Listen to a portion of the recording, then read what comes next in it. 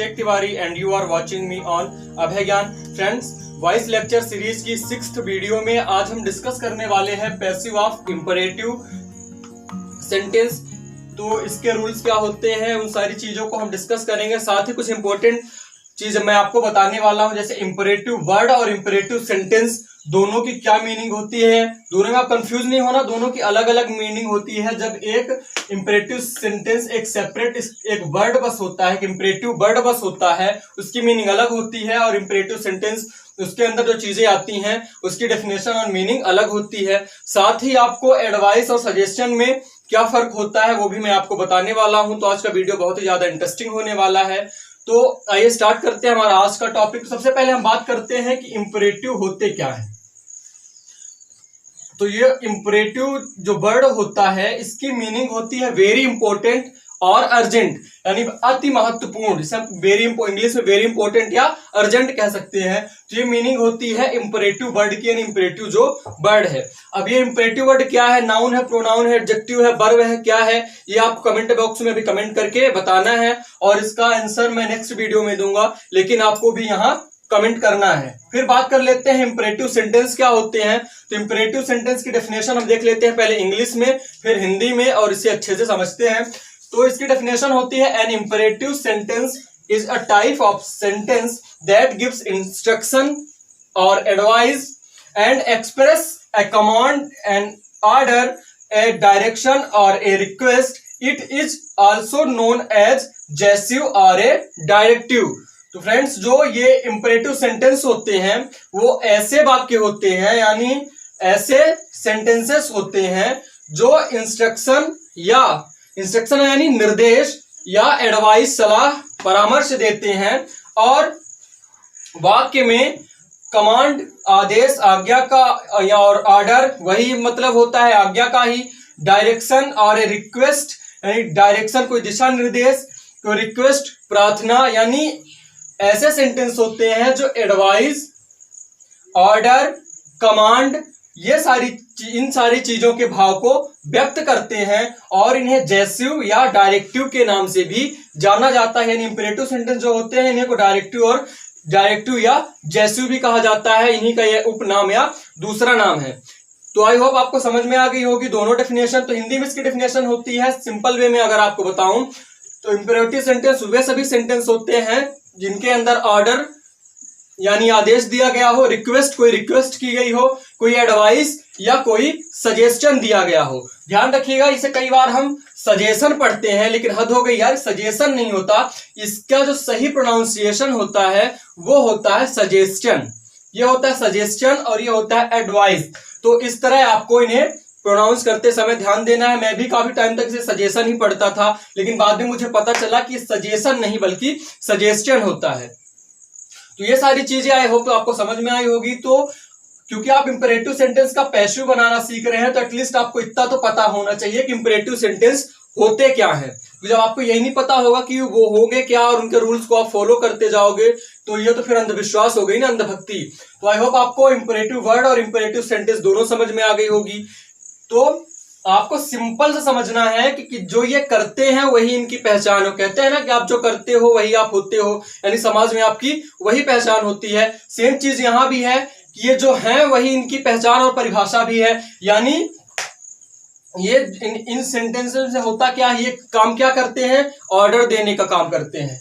यानी जिस सेंटेंस में ऑर्डर दिया जाए या किसी सेंटेंस में रिक्वेस्ट, किसी से प्रार्थना की जाए, किसी सेंटेंस में किसी को एडवाइस या सजेशन दिया जाए, तो वो सभी सेंटेंस क्या होते हैं, इंपरेटिव सेंटेंस होते हैं। यही इंपरेटिव सेंटेंस की डेफिनेशन होती है, यही ये काम करते हैं और यही इनकी डेफिनेशन होती है। आई होप आपको क्लियरली समझ में आ गई होगी। तो आइए हम आगे बढ़ के देखते हैं। तो इन चारों चीजों के हमें पैसिव बनाने होते। कई बार इन दोनों में आप कंफ्यूज हो जाते हो कि एडवाइस और सजेशन सेम चीज होती है, लेकिन इनमें क्या डिफरेंस है हम उन्हें आगे समझते हैं। तो 4 कैटेगरीज में हम इंपरेटिव सेंटेंसेस को फर्स्ट ऑफ ऑल डिवाइड करेंगे और फिर उनकी पैसिव 1 बाय 1 करके पढ़ेंगे। तो सबसे पहले ऐसे सेंटेंसेस को पढ़ेंगे जिनमें ऑर्डर दिया गया हो, सेकंड जिनमें रिक्वेस्ट की गई हो जिन सेंटेंसेस में, और तीसरा जिनमें एडवाइस दी गई हो, और चौथा जिनमें सजेशन दिया गया हो। इन दोनों को जब हम पढ़ेंगे तो इनमें डिफरेंस की भी बात हम आगे कर लेंगे। तो सबसे पहले हम पढ़ेंगे सेंटेंस विथ ऑर्डर, यानी ऐसे सेंटेंसेस जिनमें ऑर्डर दिया जाता है, कोई आपको काम करने के लिए बोला जाता है। जैसे कुछ सेंटेंस देखते हैं, switch off the light, light को बंद कर दो, शट द डोर, दरवाजा बंद कर दो, थ्रो द बॉल, बॉल फेंको। तो इस तरह के सेंटेंसेस में जिनमें हम किसी को ऑर्डर देते हैं या कोई हमें ऑर्डर देता है, आज्ञा देता है, तो ऐसे सेंटेंसेस को बोलते हैं सेंटेंस विथ ऑर्डर। और इनकी पैसिव कैसे बनाते हैं आइए देख लेते हैं। इनकी पैसिव बनाने का सबसे पहले हम आइए स्ट्रक्चर देखते हैं। तो इसका स्ट्रक्चर होता है,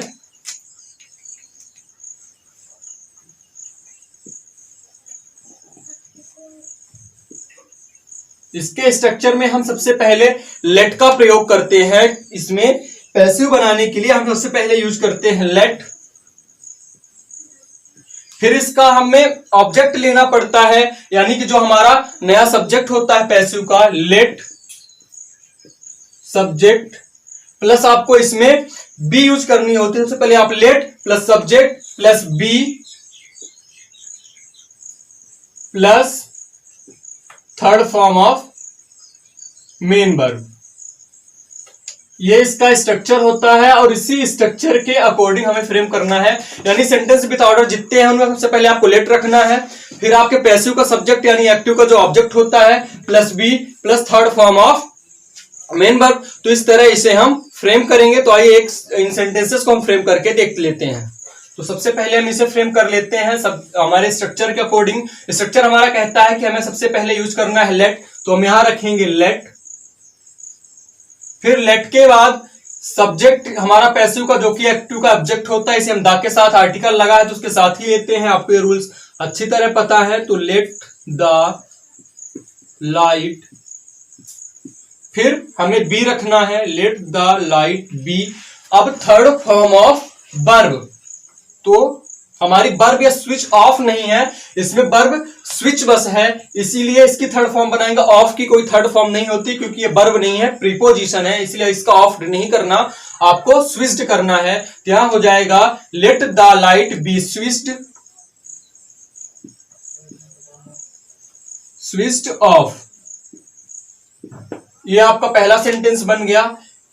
सेम वे में आपको इनको भी बनाना है। शट द डोर, आप देख पा रहे हैं दरवाजा बंद करो, यहां एक निर्देश या एक आज्ञा दी जा रही है, इसे भी हम उसी तरह फ्रेम करते हैं। सबसे पहले हम लेंगे लेट,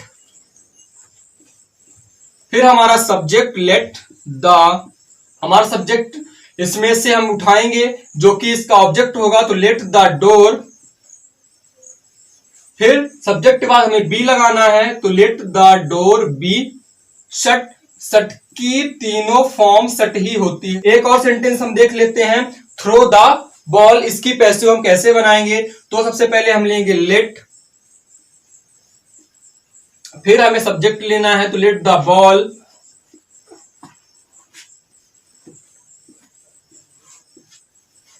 बी। थ्रो की थर्ड फॉर्म होती है थ्रोन।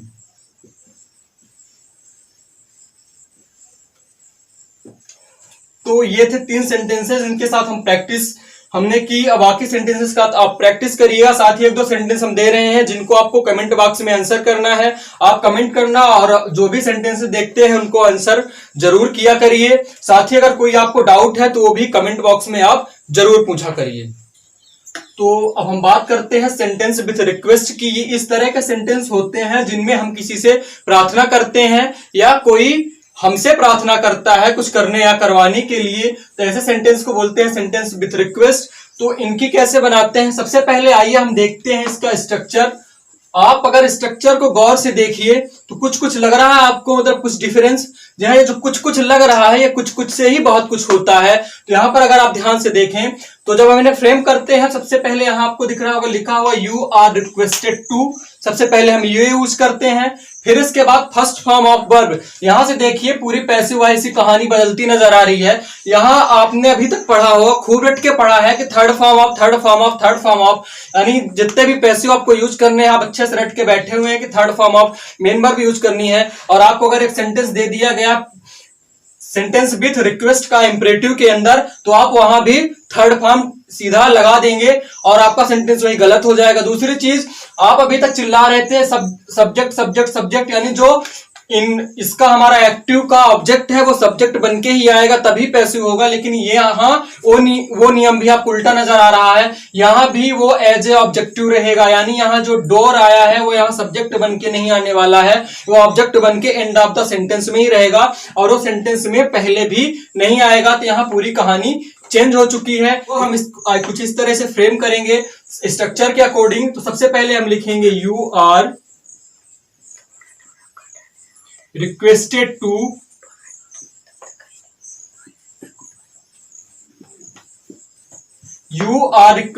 टू प्लस आपको यहां मेन वर्ब की फर्स्ट फॉर्म ही यूज करनी है, यानी आपको यहां सट ही रखना है।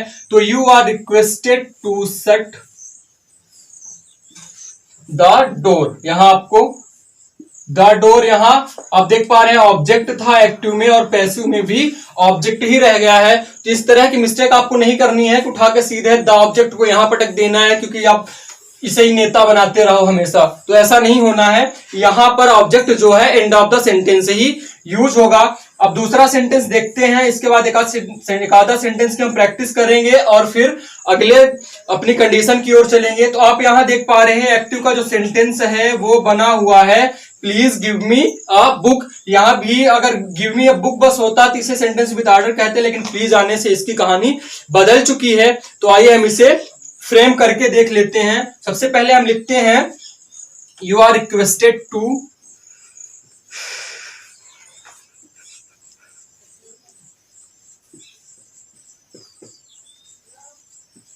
First form of main verb हम यूज करेंगे।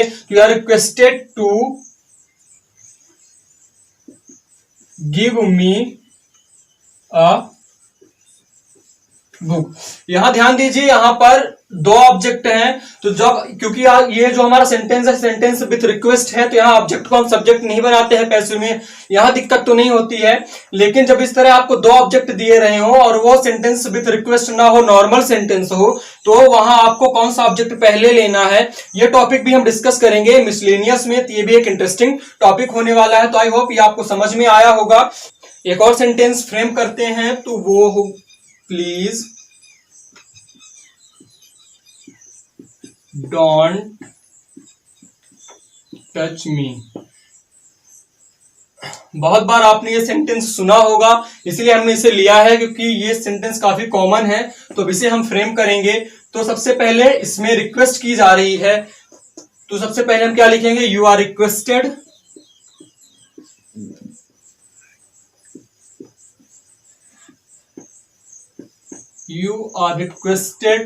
फिर हमारा टू आ जाएगा। लेकिन उसके पहले आपको ध्यान रखना है कि ये जो वर्ब है इसके साथ हम डू प्लस नॉट लगा हुआ है, यानी कॉन्स्ट्रक्शन बना हुआ है, इसमें नॉट भी यूज हुआ है। तो यू आर रिक्वेस्टेड इसके पहले टू के पहले हम यहां नॉट भी लगाएंगे। You are requested not to touch me. तो इस तरह सेंटेंस को फ्रेम करना है। ध्यान रखिए यहां जो मेन वर्ब होती है जैसे टच हो गई, इसको थर्ड फॉर्म में नहीं बदला जाता है क्योंकि यहां इसे यू आर रिक्वेस्टेड आपसे प्रार्थना की गई है। सेंटेंस में जो भाव क्या है, प्रार्थना का है, तो मुख्य वरीयता इसे दी जाती है और इसे ही हम थर्ड फॉर्म में लिखते हैं, यानी इसे ही हम प्रिंसिपल वर्ब मान लेते हैं, इसीलिए हम इसको थर्ड फॉर्म में लिखते हैं। जबकि जो एक्शन होता है टच, ये हमारी उस समय मेन वर्ब के रूप में नहीं होती है, ये इस वरीयता हम इसे देते हैं, इसलिए हम टच को थर्ड फॉर्म में चेंज नहीं करते हैं। ये चीज भी आपको अच्छी तरह से ध्यान रखनी है। तो ये थे सेंटेंस विथ रिक्वेस्ट। अब इसके बाद हम सेंटेंस विथ एडवाइस और सेंटेंस विथ सजेशन को सॉल्व करके वीडियो को ही एंड करेंगे। आपको जो भी चीजें बताई गई हैं वो आप अच्छे से नोट डाउन करते जाइए, उन्हें लिखते जाइए और कमेंट्स के माध्यम से आप क्वेश्चंस के आंसर भी करिए। जो आपको दिया जाता है सॉल्व करने को सॉल्व करके बताइए। साथ ही कोई डाउट या क्वेश्चन है तो उसे भी जरूर पूछा करें। तो हम डिस्कस करेंगे सेंटेंस विथ एडवाइस और उसके बाद सेंटेंस विथ सजेशन। लेकिन उसके पहले आइए हम कुछ चीजें डिस्कस कर लेते हैं। सजेशन, अरे हद हो गई यार, सजेशन नहीं सजेशन है, आपको कई बार बताया, आपको ध्यान रखना है, ये सजेशन है। तो सजेशन होता क्या है, एन आइडिया और plan put forward for consideration, यानी एक सुझाव या एक विचार होता है जो हम किसी व्यक्ति के सामने प्रकट करते हैं कि भाई आप तुम इस पर सोच लो, मैंने बोल दिया तुम्हें करना है कि नहीं करना ये तुम सोच लो। और एडवाइस होता है ए गाइडेंस और recommendation offered with regard to prudent action. यह प्रूडेंट एक्शन का मतलब आपको बता दे विवेक पूर्ण कार्य होता है, यानी समझदार, आप विवेक पूर्ण कोई समझदारी से भरा कार्य करते हैं उसे बोलता है प्रूडेंट एक्शन। एडवाइस एक मार्गदर्शन या सिफारिश होती है, आपको कोई विवेक पूर्ण कार्य करने के लिए दी जाती है। वहीं सजेशन एक विचार या एक प्लान होता है जो आपको विचार करने के लिए दिया जाता है। यही इन दोनों में डिफरेंस होता है। इन दोनों के डिफरेंस को आइए हम सेंटेंस के माध्यम से समझते हैं। यहाँ हेल्प द डिसेबल्ड, यानी जो असहाय हैं उनकी आप मदद करो, जो डिसेबल हैं उनकी आप मदद करो। ये एक विचार या एक प्लान आपके सामने रख दिया, अब आप अपने विचार, इस पर आप विचार कर सकते हो, आपको करना है कि नहीं करना है। ये ज्यादा इस पे दबाव नहीं रहता, यह सिर्फ एक विचार या योजना है जो आपको बता दी गई कि असहायों की सहायता करो। वहीं जो एडवाइस है यहाँ पर आपको कहा जा रहा है वर्क हार्ड, यानी कठिन परिश्रम करो। यहाँ आपको विवेकपूर्ण कार्य यानी बहुत अच्छा कार्य, समझदारी भरा कार्य करने के लिए आपको बताया जा रहा है। एक गाइडेंस, एक मार्गदर्शन के तौर पर दिया जा रहा है, या ये कहेंगे एक सिफारिश के तौर पर की जा रही है कि आप कठिन परिश्रम करो तो आप सफल हो पाओगे। तो यहाँ पर आपका सफलता होना क्या है, एक विवेकपूर्ण कार्य है और उसका फल जो है वो है सफल होना।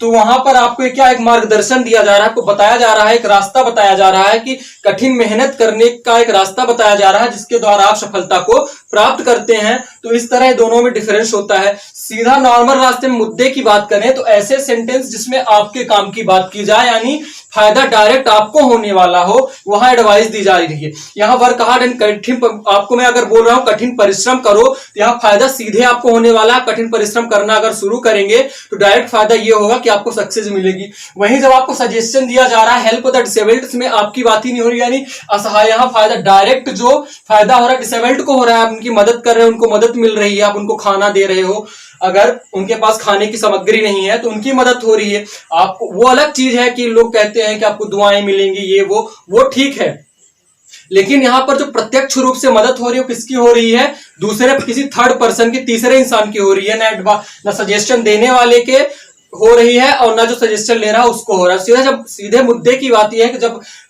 किस एडवाइस और सजेशन का चुनाव तब करिए अगर सीधा फायदा आपको हो रहा है तो वो एडवाइस है आपके लिए। अगर सजेशन में किसी थर्ड पर्सन को हो रहा है, कार्य आपके द्वारा ही किया जा रहा है, तो वो सजेशन हो गया। दोनों में हालांकि सुझाव ही दिया जा रहा है, आपको कुछ करने का सुझाव ही दिया जा रहा है, लेकिन दोनों का भाव अलग है। और भाव अलग होने के कारण इनमें जब हम पैसिव फ्रेम करते हैं तो इनमें कंडीशंस चेंज हो जाती हैं। तो आई होप आपको चीजें समझ में आई होंगी।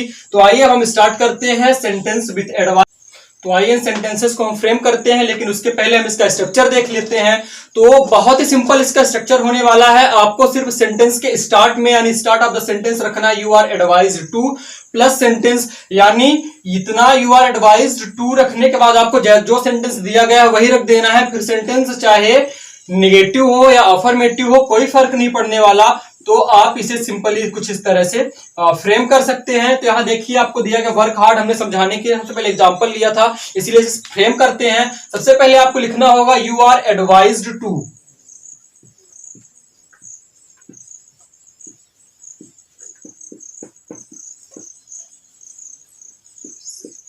अब हमारा सेंटेंस जैसा है वही रख देना है, नोट विदाउट एनी चेंज। तो यहां रख देना वर्क हार्ड। ये हमारा फर्स्ट सेंटेंस हो गया। Second, don't smoke. देख रहे हैं आप निगेटिव सेंटेंस है, लेकिन उसे भी वैसे ही फ्रेम करेंगे। सबसे पहले हम लिख देंगे यू आर एडवाइज्ड टू।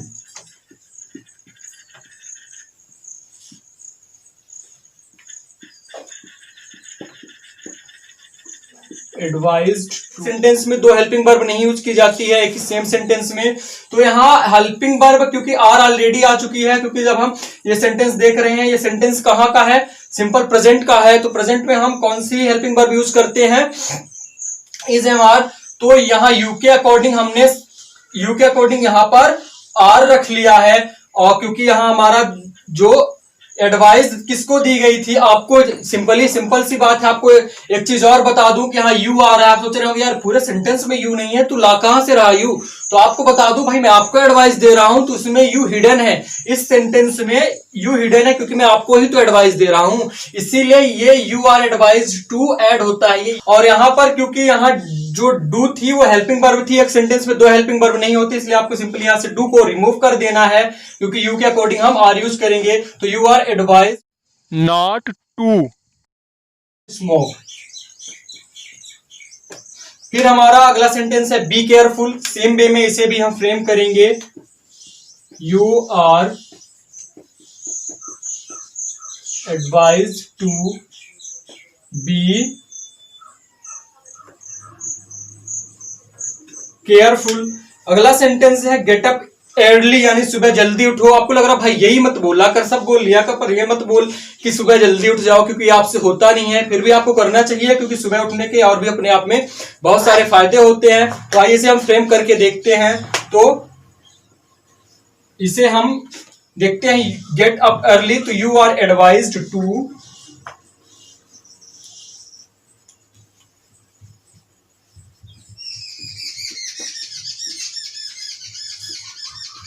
आपको यहां पर रखना है गेट अप अर्ली।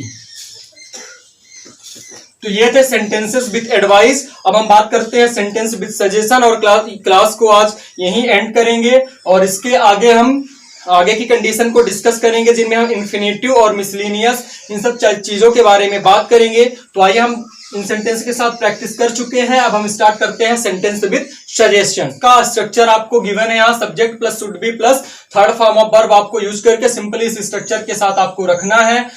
तो यहाँ आपका जो सब्जेक्ट होगा वो पैसिव का, ऐसा यहाँ जो ऑब्जेक्ट है वो होने वाला है। सबसे पहले हम रखेंगे द डिसेबल्ड, द डिसेबल्ड, फिर हमको शुड बी यूज करना है, फिर third form of verb help की हेल्प्ड हो जाएगी।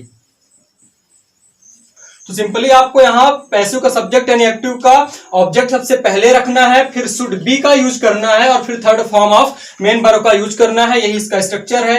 नेक्स्ट सेंटेंस देखते हैं, लिसन टू मी। यहां मी ऑब्जेक्ट है लेकिन इसे हम वहां ले जाएंगे तो सब्जेक्टिव फॉर्म में चेंज करेंगे, तो मी का हो जाएगा आई, हमारा सब्जेक्ट हो गया, फिर शुड बी,